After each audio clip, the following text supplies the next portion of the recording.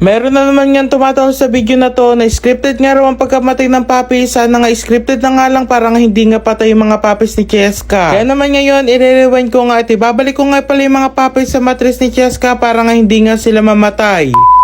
Sure nga ako matutuwa nga si Cheska dahil nga ibabalik ko nga yung mga papis sa matris niya. Kinukuha ko na nga pala yung mga papis para nga mabalik ko na nga sa matris ni Cheska at hindi na nga sila mamatay. Buti na lang scripted nga tong video na to kaya man yung mga papis nga buhay nga sila. Buti na lang hindi ko nga natapon yung mga placenta nga nakabalot sa papis at isusupot ko nga pala sila at ibabalik ko nga pala sila sa matris ni Cheska. Kinukuha ko na nga lang pala dyan luha kong pumatak dahil nga maraming nga luha ang nasayang dyan.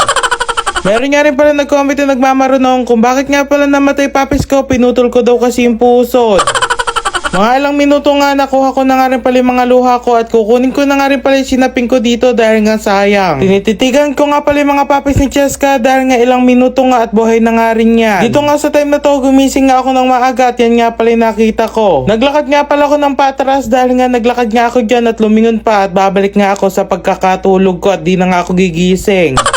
Dito nga sa time na to, nagkaroon na nga palang mali yung mga papis kaya man ibabalot ko na nga pala sa kanila yung placenta at ilalagay ko na nga rin pala yung pusod kong pinutol. Dahan-dahan nga pala ako dyan para nga makabit ko nga yung pusod kong pinutol at yung placenta para nga malagay ko na sa matris ni Cheska. Buti na lang scripted nga to at buhay nga yung mga papis ni Cheska. Finally, nakabit ko na nga pala yung pusod at nabalot ko na nga pala yung placenta yung papi kaya may ibabalik ko na nga pala sa matris ni Cheska. Hinihimas-himas ko na nga pala ito ni Cheska para nga bumalik nga sa matris niya yung mga papis nga. Soli ko na nga pala isang papis ni Cheska at ito naman ngang isa at soli ko na nga rin at yun nga rin uli ang gagawin ko. Nabalik ko nga ulit yung pusod kong pinutol at nabalutan ko na nga pala ng placenta at lalagay ko na nga pala sa matris niya. Kinakabahan nga ako dyan kung mababalik ko nga yung mga papis at buti na lang successful nga. Kusa nga palang bumabalik at pumapeso nga pala yung mga papis sa matris ni Cheska kaya man di nga ako nahirapan.